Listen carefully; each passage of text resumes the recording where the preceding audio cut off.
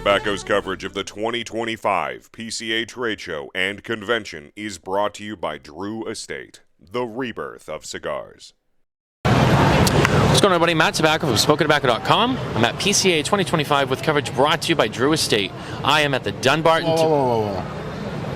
Like, I get a Drew Estate ad before I even have to start this? That's how it's been the last 5 years, Steve. Really? Yeah. My God.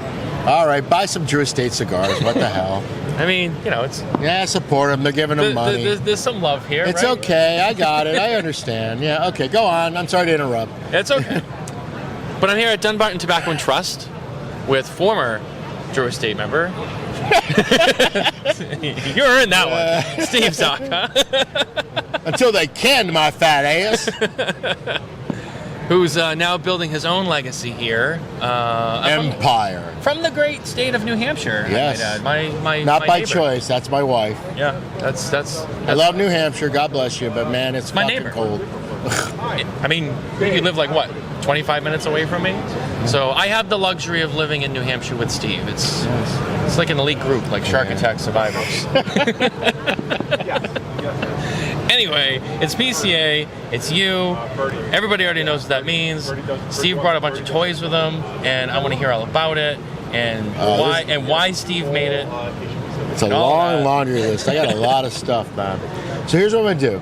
I'm going to run through it super quick, and then the things that interest you, we can then double back to. How about that? Sure.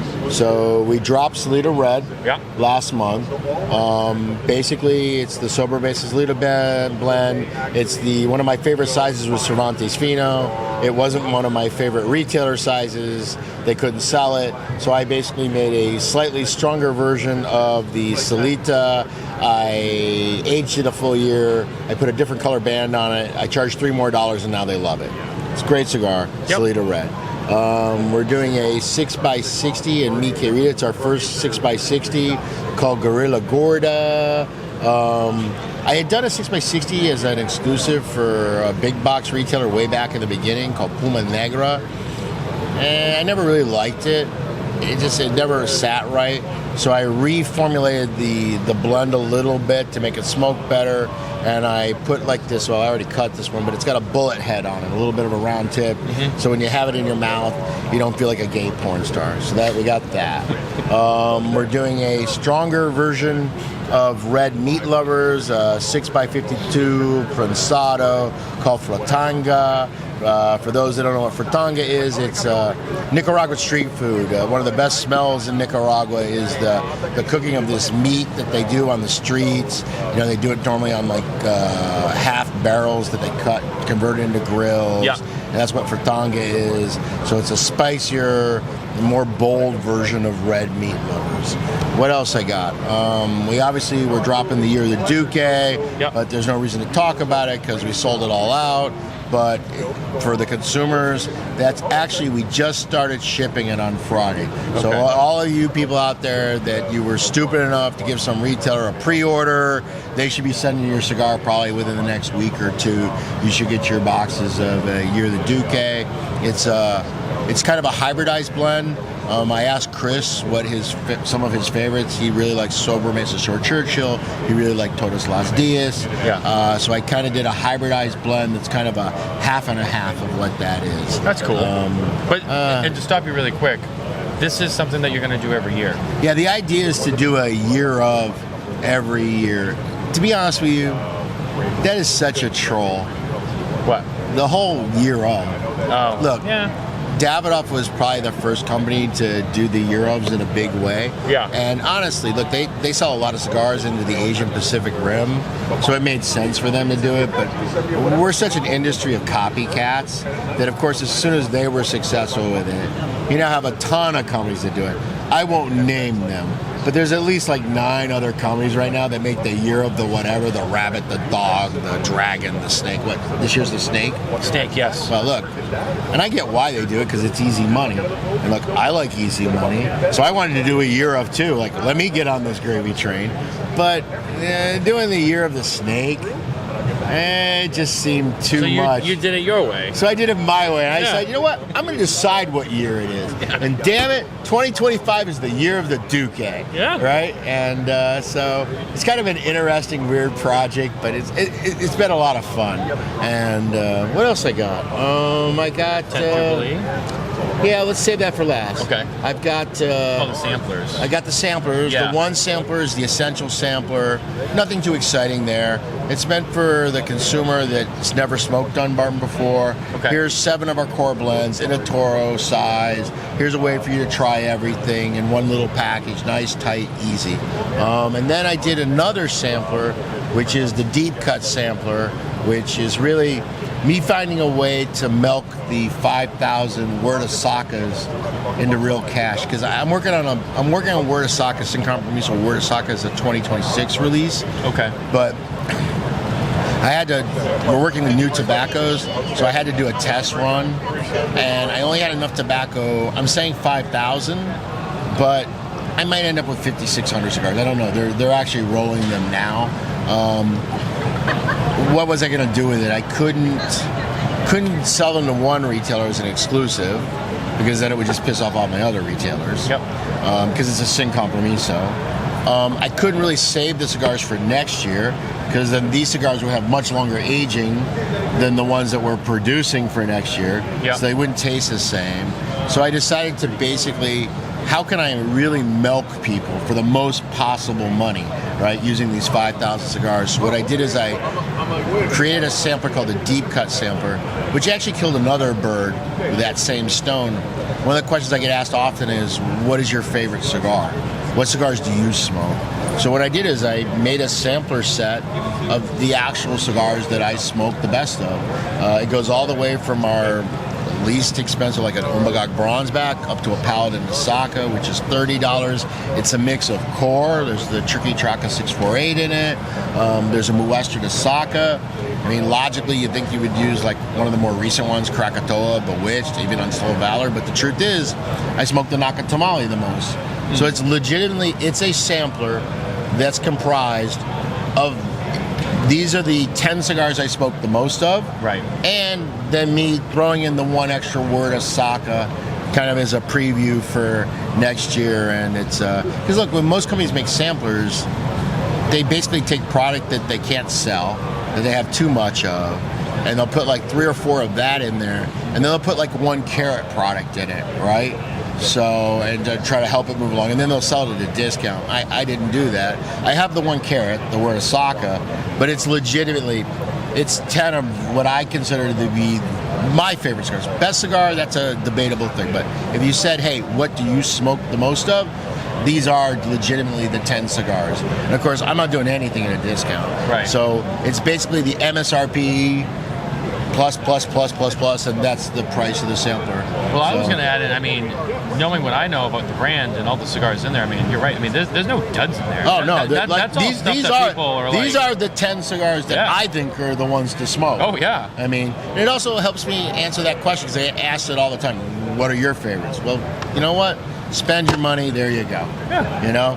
That's what it is. Yeah. And even if you're too cheap, read the back of the fucking box. Okay, there's a list of them.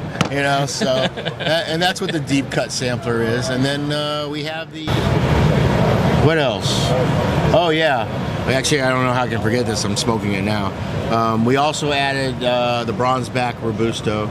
We extended the line of Bronzeback to include a slightly larger format. It'll be interesting to see, because like when I did the Bronzeback last year, I didn't know how well received the 2 LSs would be, but it turned out to be a home run hit. So this year we're going to extend it into a less geeky format, into a traditional Robusto, and let's see if consumers appreciate that too. And then I guess we are down to the 10th Jubilee. This is our 10th anniversary. Congratulations. Thank you. In fact, this is where it started. We were here in New Orleans. It was our very first trade show. We had a booth that, like, when I say it was like you know how you always worry about where you are in the trade show? Where my booth was so far that way, that doesn't even exist anymore. Okay, it's like another like 200 yards past where the trade show ends. That was ridiculous. Wow. Like you would have to like lay. You did like 4 loaves of Wonder Bread to lay the breadcrumbs to find where we were. You know, we had a little tiny booth. We had a vinyl banner. You know, that cheap vinyl banner that you see outside of a sandwich shop. That's what we had, and that's where we began. And we began with the one brand, Sobre Mesa, and. So look, you know, it's almost like mandatory in our business to make an anniversary cigar. You know, normally when you make an anniversary cigar, you do something that's like one of your fan favorites. You know, look, probably would have been a blend based on Papa Saka or Saka Khan. But I don't know. That's not how we started the company. I mean, I think when I launched 10 years ago, everybody expected me to do like Liga Privada 2.0 because that's what I was known for. Yeah, I could see that. And what I ended up doing is I ended up making a medium-bodied, balanced, elegant Sobre Mesa. You know what I mean? And that was a risk. And honestly, I mean, here we are 10 years later, and Sobre Mesa continues to grow. So it turned out to be a good thing. But probably in the short term, I would have been much smarter for me to just make Liga Privada 2.0 cash-wise, but I didn't. And so when I was thinking about the anniversary, I'm like, well, I did something stupid 10 years ago. What better to celebrate an anniversary than to repeat, right? So I decided that I was going to make, again, medium-bodied, nuanced, elegant, balanced, kind of toffee, a little bit of graham cracker kind of thing going on. Excellent retrohale. It's out of tobaccos that we've never used. It's an Ecuador Sumatran. It's not Connecticut. It's a Claro Mexicano binder, and it's got 4 Nicaraguan fillers in it. But I mean, obviously, I work with a lot of Nicaraguan fillers, but it's from 4 farms that I've never bought tobacco from. So it's a totally ground-up blend that doesn't taste anything like anything we have currently. That I don't know whether people are going to love it or hate it. And so I what better way to do a 10th anniversary than to really do what I did 10 years ago and start fresh. Yeah, and you know what else? Normally when you make an anniversary cigar, you do a Figurado, a Salomon, a Diadema, something impressive. Yeah. And I'm like, you know what? I'm just going to do the size that the blend tastes the best in, 5 5/8 by 48. And at that point, I was like, you know, in for a penny, in for a pound. Normally when you make the anniversary cigar, you do it in a really elaborate cabinet, a lot of, you know what I mean? It was really fancy. Yeah. And I didn't. I said, you know what? I'm going to do it in a very understated, simple package.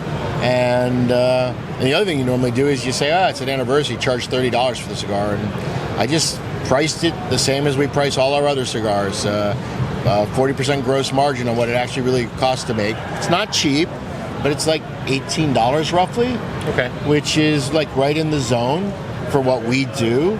I mean, I could have made it $30 and we would have sold just as much of it, but I don't know. I just wanted to just stay true to who we are as a company. So we have the most unimpressive anniversary release ever.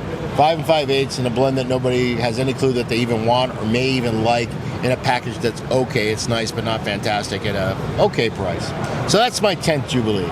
Hoorah! You know, let's celebrate. Now, I could have this wrong, Steve, but did you use the Ecuador Sumatra in the Fiddlehead? I did. Okay. So the wrapper that I was working on for Fiddlehead, I was just sorting out a certain color grade to reserve for the 10th Jubilee. Okay. But yes, that comes from the same crop purchase. Okay. The Fiddlehead. So this will be the first time we've ever done anything Ecuador Sumatran for a nationwide release. The very first time I ever did anything Ecuador Sumatran was Fiddlehead. The reality for me, I did them at the same time. Right. So Fiddlehead and 10th Jubilee were all being made simultaneously. I've had a couple people smoke, but we haven't been giving out Fiddlehead. I mean, we haven't been giving out the 10th Jubilee, but a couple people have managed to beat me down and steal a sample. And there is some Fiddlehead comparisons that I've been getting, but it's definitely a distinctly different blend. But obviously, that Sumatran kind of comes through. So, and I think that's pretty much it. Plus, we're going to have the archive release on double wide. but we're going to ship that in January. We have a new holiday. Yep. Still a holiday. We are doing our very first Stillwell in a different format. We're doing a 5x48. Okay. So that'll drop in November, and we're already pimping for the next year of too, because we're totally sold out of this year's year of. But what we're doing here at the trade show is we're asking the retailers. We're not selling it to them. We're not even telling them what it is the year of. We're not telling them what the cigars are. We're not telling them how much it costs. But we're just saying, are you interested? So I can plan better. A little tease. Right. Well, no, more for my planning purposes, because I made far too less Year of the Duque than I should have. It actually caused a lot of. It's terrible to leave money on the table because I'm greedy. I want all the money. But what was even worse is when you really have way too little of something, it just makes a lot of your good accounts angry. You know what I mean? Yeah. So this way I can fix it. It's early enough. We're in April. This product won't go until February of next year. So we're saying, hey, how many boxes of the Year of the whatever might you be interested in?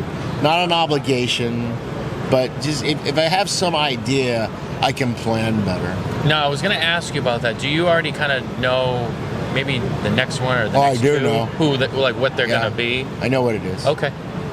Yeah. I know you probably won't tell me, but... Of course not.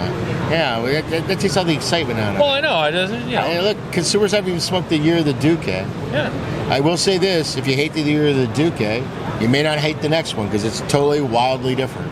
Okay. You know? So each one will also be different every time. I don't even... Look, and honestly, Chris is a tough act to follow. Yeah. He's like the Mother Teresa, right, of cigars. He really is. I mean... So maybe next year will be the Year of the Toaster. I don't know. Like the whole project is such a troll. Yeah. I mean, it really is. Yeah. It's kind of like Steve's little joke. Yeah, it's a bit of an inside joke. I mean, yeah, it's me poking fun at all the copycat guys. You know what I mean? Yeah. So me being a dick in a very Socko way and making money while doing it, which is my favorite part. Hey, you know what? It's genius. And you know what? And also for the consumer, they're gonna get something that's worth smoking. You know what I mean? And if you don't like it, blame Chris Duque. Not that he blended it, or not that he... Actually, Chris hasn't smoked one yet. He hasn't? No. Really? I asked Chris, what are some of my favorite cigars that you smoke, that you like, and what's your favorite size? And I made a blend based on his comments.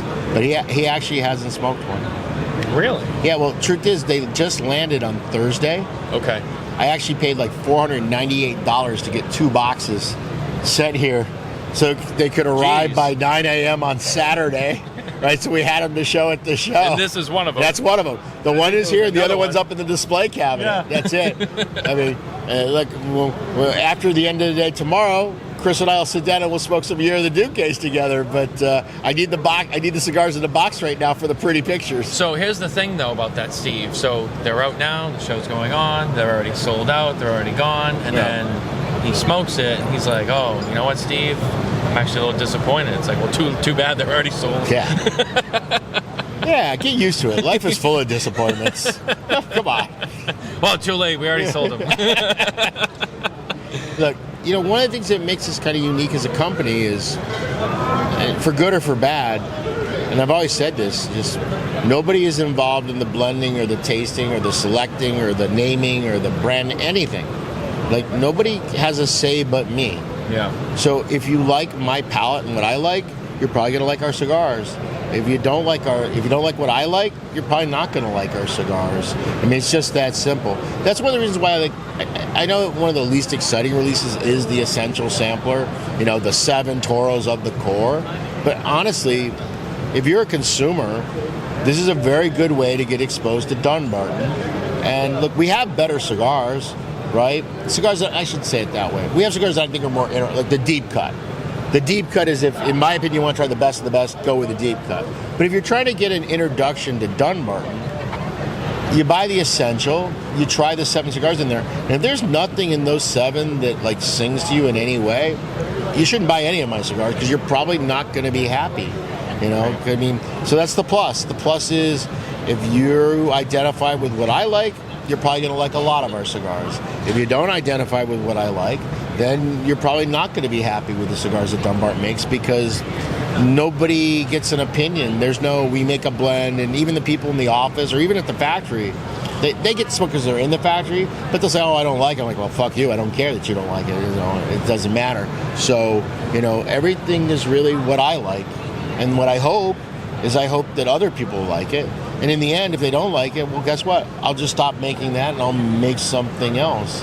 But we've been really blessed. It seems like, we don't have anything that isn't growing right now. Actually, I remember it. I think, there was one more thing I think you left out. What are you? Aren't you releasing another Todos los Dias? Yeah, we're doing an archive drop of the double wide. Did you mention in January? That? I might have. I don't remember. I'm sorry. I don't. You know why? I don't see it on the table, so I couldn't remember. I don't even know where it is. It's somewhere here. I think there's one over there. It's on Dave's desk. Maybe. Yeah. It probably is on his desk. It doesn't matter. Yeah. I don't even want consumers thinking about it. Yeah. They can't buy it until January. Yeah, it's a long ways away. Oh, well, Mitchell brought it over anyway. Yeah, there you go. Well, here you go. There it is. It's back. The double wide. So the thick Lonsdale was always my favorite Todos Los Dias. And there's actually one of those in the deep cut sampler. Because even though we don't make that on the regular and sell it, it's one of my favorite cigars, so I will get them to, when I start to get low, like, hey, let's make another 500 of those for my personal stash. Yeah. So we made like another 6,000 of them to do the deep cut sampler, because look, the number of deep cut samplers are going to be determined on how many word of the Sakas there are. Okay. So if I end up with, I've been saying 5,000. But if there's 5,213, there'll be 5,213 deep cut samplers. If it turns out the tobacco stretches to 5,650, then there'll be 5,650. I know there's no possible way doing the math that could really stretch beyond 6,000. But so it's going to be somewhere. I'm safe saying 5,000, but the number's probably going to end up somewhere between 5,000 and 6,000 is what it's going to probably end up being. So what I had them do is make an additional 6,000 of all, because look, we're sold out of Salida Red, and blues are always a problem, and Papasakas are always a problem, and Todos Los Dias is something that we don't normally make. So I had to make special batches of those, not special batches, but I had to steal from what we were going to put in the boxes to make sure we had them for this. Which is also the reason why I'm not willing to sell at a discount, because I could have put it in the regular box and sold it. So the way the deep cut works is it's just basically the MSRP of every cigar added together. Sure. With the word of Saka being egregiously overpriced. Right. Yeah. Yeah. Well, I think it's going to be a hit. Look, we do our prediction article every year. Dumbarton Tobacco and Trust is on the list of companies that have a hit, and the Jubilee is in the top 5 cigars, the predicted top 500 cigars of the show. We'll see.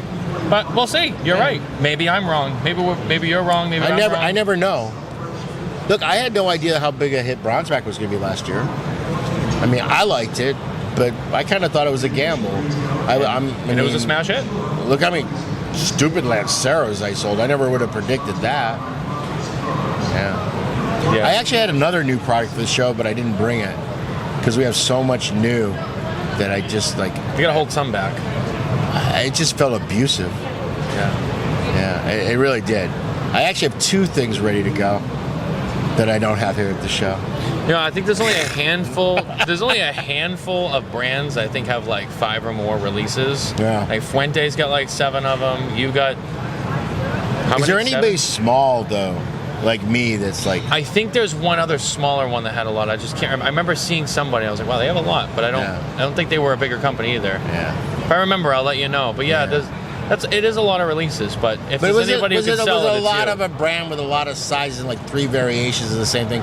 This one's in the Habano wrapper. This is in the Connecticut Shade wrapper. This is in the Maduro wrapper. I think it was more like this. More like this. Really eclectic mix. I think if I remember correctly, it was. I'd be interested like to know who that is because they're stupid. When I remember, I'll let you know. Because there was somebody I saw. Yeah. Because this is a little stupid. Well, I have faith you'll move it. Yeah. We'll see. Well, sounds like it's been a great show for you so far, Steve. And good luck with the rest of the show. Well, thank you very much. Good luck with all the with all the products. And let's give a shout out to Nicole. We miss her. Yeah, I wish you we had do. been with us to join us. Yeah. I'd much rather see her than you. I know you do. Yeah. It's okay, and I'm fine with that. I've accepted it. Most people do. And we'll see. Maybe you'll get the consensus again this year. Probably. I don't know. Yeah, we'll see. Steve, thank you for your time. I know you're busy, and you take the time to talk to us, and we appreciate it. So, no, thank you. Congratulations on 10 years. Here's to 10, 20, 30 more. I don't know if there'll be a 20th anniversary. You don't think you'll make it that far? I know there won't be a 30th. Really? How can there be? I mean, I'm going to be 80 years old and doing this? Hell no. I mean, I don't know. Some of these people, they go. The 10th may be our last anniversary cigar. Really? Dude, I'm a fat guy. I don't know if I'm going to crank another 10 years out. I don't know. Have some faith, Steve. The people need you around. It's a gamble. But they need Let me you. say this. If I was a betting man, I would do 50-50 at best. I mean, I wouldn't do like crazy odds. What about 15th anniversary? I've always been someone that's old enough to know never say never. Yeah. But man, milking a 15th anniversary just seems really cheap. It's like it's a little bit. You know what? No, I'm going to say it right now. No 15th. I'm going to make a 15th anniversary, and I'm going to call it not our 15th anniversary cigar. There you go. That's going to be the anniversary cigar for the 15th. And it's going to sell out. Yeah, that's what I'm going to do. I'm going to have a not our anniversary. Hey, you know what? I think it might work for you. Dude, I'll make it work. Yeah, I know you will. I know you will. I know you will. Well, Steve, anyway, this is how the genius happens. Congratulations on all the success. Good luck with the rest of the show. Thanks for talking with us. My pleasure. All right, guys, stay tuned for more coverage from PCA 2025 brought to you by Drew Estate. Take care.